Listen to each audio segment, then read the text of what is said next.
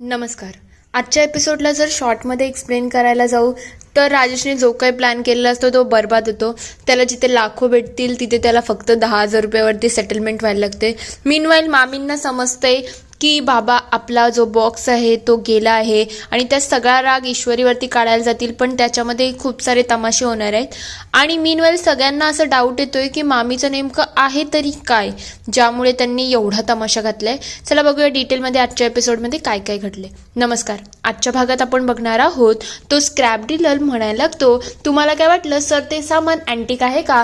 ते सगळं भंगाराचं सामान आहे. मी माझ्या लोकांकडून त्याची इन्फॉर्मेशन काढली तर त्या सामानाचे फक्त 30,000 मिळतील. तेव्हा तो म्हणतो मला फटसवतोय का रे, मला टोपी लावू नको. तेव्हा तो म्हणतो सर हवं असेल तर ते सामान वापस घेऊन जा, तसंही ते भंगारच आहे, त्याचा काही उपयोग होणार नाही. तेव्हा तो म्हणतो अच्छा असं आहे का, मग ठीक आहे ते 30,000 मला दे. तेव्हा तो म्हणतो 30,000 कसले, 20,000 तर त्या मुलीने घेतले होते आणि ते पैसे मी कामगारांना वाटून टाकले, आता फक्त 10,000 उरले आहेत, मग ते मी तुम्हाला देऊ शकतो. तेव्हा तो म्हणतो ठीक आहे आता गरज आहे म्हणून, पण आता मी कुठे विचार केला होता की मला लाखो रुपये मिळतील आणि हे 10,000 रुपये मिळाले आहेत, आता मी काय करू? या पैशाचा तर काही उपयोग सुद्धा होणार नाही, सगळं काही बरबादच झालं आहे. तर दुसरीकडे इकडे सगळेजण डायनिंग टेबलवरती बसलेले असतात आणि सगळ्यांची चर्चा सुरू असते. तेव्हा अंजली म्हणते मला तर लोणचं खायची इच्छा होत आहे. तेवढ्यात तिथे मामी येतात आणि म्हणायला लागतात लावण्याला सांगितलं होतं की मला भेटून जा, पण ही मुलगी मला काही भेटलीच नाही, तातडीने निघून गेली, काय माहिती तिला काय अर्जंट काम होतं. तेव्हा ती म्हणते ती जाऊ दे मामी, मला तुला एक महत्त्वाची गोष्ट सांगायची आहे. म्हणजे आता ईश्वरीच्या मदतीने आपण आपल्या स्टोरूममधलं जे काही जुनं सामान होतं ना ते सगळं विकून टाकलं आहे आणि आपल्या घरातली सगळी नेगेटिव्हिटी घालवली. हे ऐकल्यानंतर ती अक्षरशः घाबरते आणि म्हणते सगळं सामान विकलं, तुम्हाला समजते का तुम्ही काय केलं आहे? ती लगेच स्टोरूममध्ये जाते. हे सगळं होत असताना सगळ्यांना कळत नसतं की नेमकं घडत तरी काय आहे. तेवढ्यात तिथे अर्णव येतो. अर्णव लगेच ईश्वरीला न सांगता अंजलीला सांगतो दी मला कॉफी देणार का? तेव्हा ती म्हणते काय झालं, क्यूट कपलमध्ये भांडण झालं आहे का? तेव्हा तो म्हणतो प्रत्येक गोष्ट तिथेच येऊन थांबत नाही ना, कोण काय बोलतंय काय नाही याचा खरंच मला अंदाजच लागत नाही. तेव्हा ती म्हणते काय झालंय तुमच्या दोघांना, तुमचं दोघांचं पुन्हा वाजलं का? तेव्हा तो म्हणायला लागतो ताई सांग ना, मी आता काही चुकीचं बोललोय का? तेव्हा ती म्हणते मला याच्यामध्ये पाडू नका, नवरा बायकोच्या विषयामध्ये मी काही पडत नाही. तेव्हा मामाई म्हणतात मलाही काही विचारू नका, नवरा बायको आपापले भांडण स्वतःहूनच सॉल्व्ह करतात. तेव्हा ईश्वरी म्हणते आपलं तर भांडण झालं आहे, आपण बोलणारच नाहोत, कारण की ज्याला काही समजतच नाही त्याच्याशी काय बोलायचं, बोलण्यामध्ये काही अर्थच नाही. दुसरीकडे इकडे वल्लरी खूप चिडलेली असते. तेव्हा ती म्हणते इथलं तर सगळं गायब झालं आहे, माझा बॉक्स कुठे आहे? ती पूर्ण स्टोरूम चेक करते पण तिला बॉक्स कुठे सापडत नसतं. ती जोरजोरात ईश्वरीला आवाज देते ईश्वरी आत्ताच्या आत्ता ये. हे ऐकताच सगळे खूप पॅनिक होऊन जातात की नेमकं प्रकरण काय आहे. ईश्वरी त्या स्टोरूममध्ये पोहोचते आणि मागोमाग बाकी सगळे सुद्धा येतात. तेव्हा वल्लरी म्हणते काय ग तू कोणाला विचारून इथलं सगळं सामान टाकून दिलं? तेव्हा अर्णव म्हणतो काय झालंय मामी, तू एवढी का रिॲक्ट करते? तेव्हा ती म्हणते तुझी बायको वाटेल ते वागायला लागली आहे, तिने या स्टोरूमचं सामान का विकलं, त्याच्यामध्ये माझा महत्वाचा बॉक्स होता, तुने स्वतःला काही घरची मालकीन समजते का? जे तुझ्या मनाला आलं ते तू करत चालली आहे, हे सगळं वागणं मी काय खपवून घेणार नाही. तेव्हा अंजली म्हणायला लागते मामी तुझा खूप मोठा गैरसमज होत आहे, ईश्वरीने खरंच काही केलेलं नाही आहे. खरं म्हटलं तर यांचा आणि माझा प्लॅन होता की घरातल्या सगळ्या जुन्या वस्तू काढून टाकाव्या, म्हणजे घरातली नेगेटिव्हिटी जाईल. फक्त तिने एवढंच केलं आहे की त्या वस्तूंचे पैसे न घेता आपण त्या वस्तू दान केल्या आहेत, बस एवढं तिचं म्हणणं होतं, अजून काहीच नाही. तेव्हा वल्लरी म्हणते आता काय, पण माझा बॉक्स महत्वाचा होता, मला कोणी न विचारता हे सगळं कसं काय केलं? तेव्हा माऊ म्हणतात काय होतं असं बॉक्समध्ये, आणि तुझा महत्वाचा बॉक्स होता तर तू इथे का ठेवला, तुला आपल्या रूममध्ये ठेवायला काय प्रॉब्लेम होता? तेव्हा ती म्हणते माझं ते पर्सनल होतं आणि मला सगळ्यांपासून लपवून ठेवायचं होतं.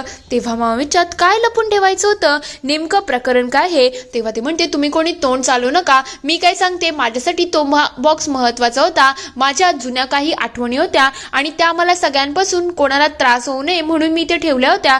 तेव्हा ती म्हणते हे सगळं काय बोलताय मामी तुम्ही, खरंच आम्हाला काहीच समजत नाही, तुम्ही बॉक्स लपून का ठेवला होता? म्हणजे पर्सनल गोष्टी आम्ही समजू शकतो, पण लपून ठेवायची काय गरज होती? तेव्हा ती म्हणते तो माझा प्रश्न आहे, तू याच्यामध्ये जास्त तोंड चालू नको.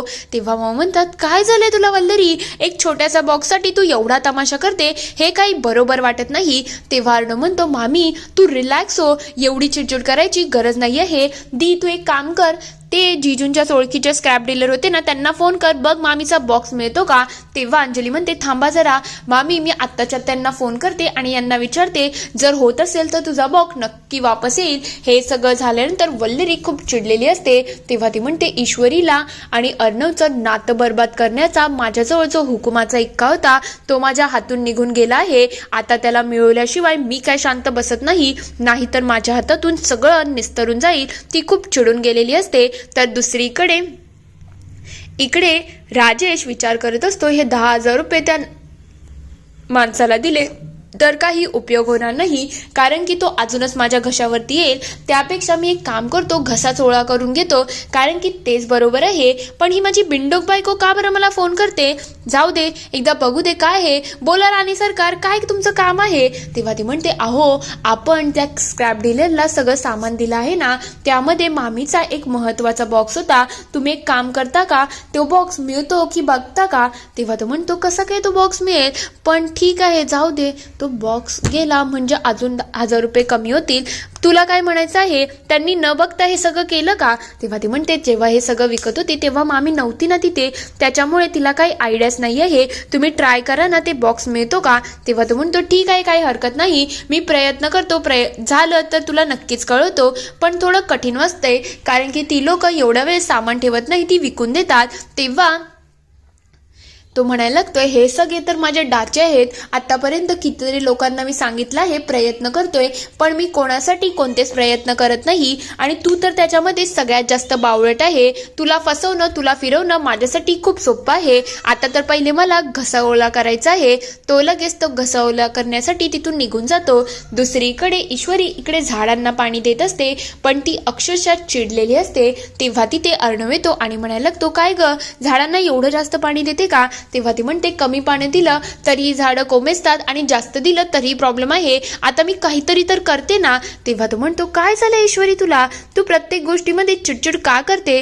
तेव्हा ती म्हणते तुमच्याशी बोलण्यामध्ये तर काही अर्थच नाही आहे, कारण की कितीही काही बोललं तरी तुम्हाला गोष्टी तर समजत नाही ना, सगळं तुमच्या डोक्याच्या वरूनच जातं. तेव्हा तो म्हणतो तुझं डोक्यात काय चाललंय ग, मी किती दिवस झाला ऑब्झर्व करतोय, तुझ्यावरती काहीतरी वेगळं घडत आहे. तेव्हा ती म्हणते तुम्हाला समजलं का की मला काय होत आहे? तेव्हा तो म्हणतो माझाही तोच प्रश्न आहे, काय होतंय तुला सांगते का? तेव्हा ती म्हणते तुम्हाला कधीच समजणार नाही माझ्या डोक्यामध्ये काय चाललं आहे.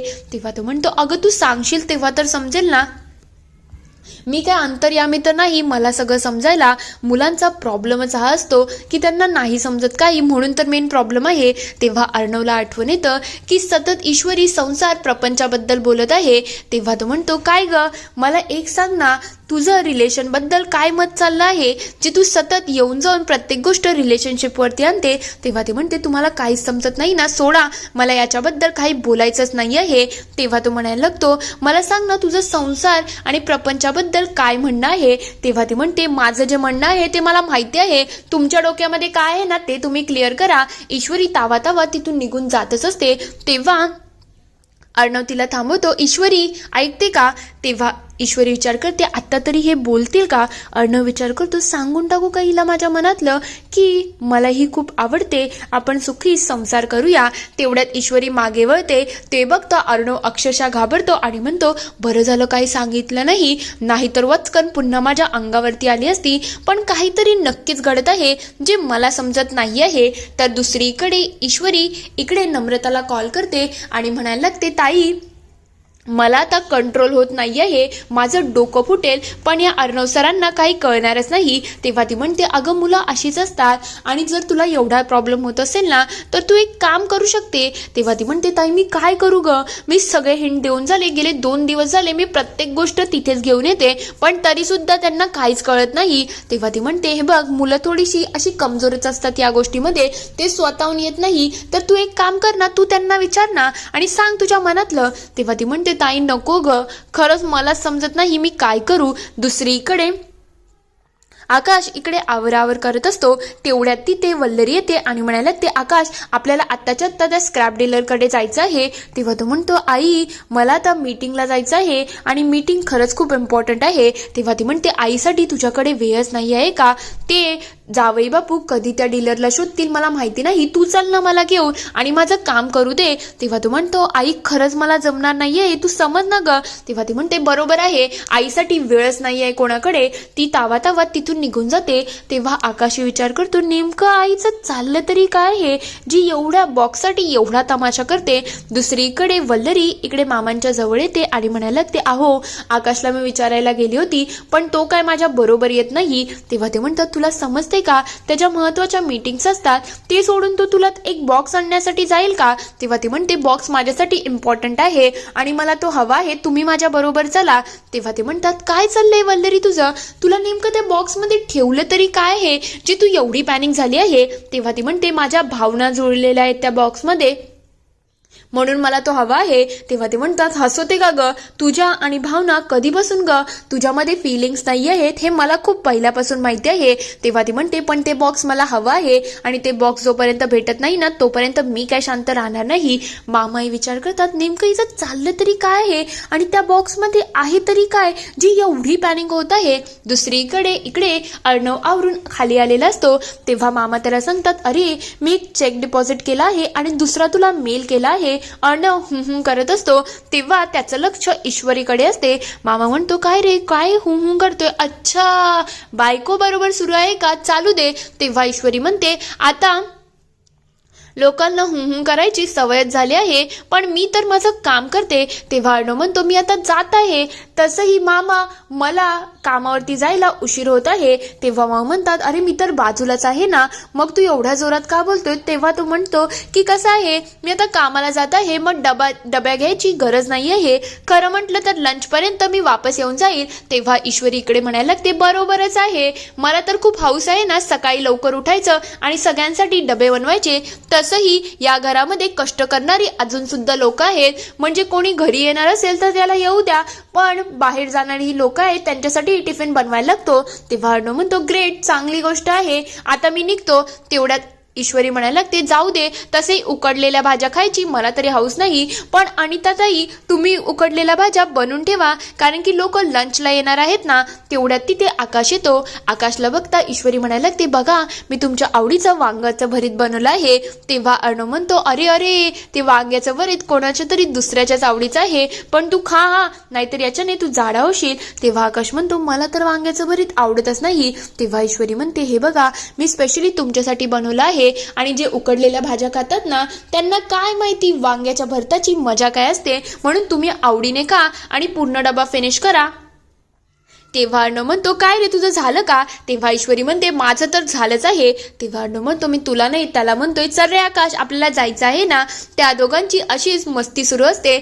अर्णव तेवढ्यात जायला लागतो पण ईश्वरी त्याच्याकडे बघते आणि एक गोड स्माइल देते आणि अर्णवच्या चेहऱ्यावरती ही थोडी स्माइल आलेली असते. इथे एपिसोड संपतो. पुढील भागात आपण बघणार आहोत अर्णव विचार करत असतो मी ठरवलं आहे ना ईश्वरीला सगळं सांगायचं, मग सांगून टाकूच का. तर दुसरीकडे ईश्वरी इकडे तिच्या कामामध्ये असते. तेव्हा ताई तिला विचारतात काय ग आज तुला मन एवढं काम का करतेस तू? तेव्हा ती म्हणते आज थोडं बोर होत आहे. तेव्हा ती म्हणते बरोबर आहे आज नवरा घरात नाही ना म्हणून तुला बोर होतंय ना. तेव्हा ती म्हणते ते असून सुद्धा काय फायदा आहे, बोलत तर काहीच नाही. इकडे अर्णव विचार करतो डायरेक्टली ईश्वरीला सांगून टाकू की मला तू आवडते, आय लव्ह यू, आपण आता एकत्र राहायचं आहे कायमचं. तर इकडे राजेशला त्या गुंडांनी पकडलेलं असतं. तेव्हा ते म्हणतात आता तुझा हिशोब तर आपले मालकच करतील आणि बघ आता तुझी कशी वाट लागेल. ते अक्षरशः त्याच्या जीवावर उठलेले असतात. इथे हा पूर्ण एपिसोड संपतो. आता खरंच राजेशचं सत्य सगळ्यांसमोर येईल का? तुम्हाला काय वाटतं ते मला कमेंटमध्ये नक्की कळवा. व्हिडिओ आवडला असेल तर लाईक शेअर सबस्क्राईब करायला विसरू नका. Thank you for watching.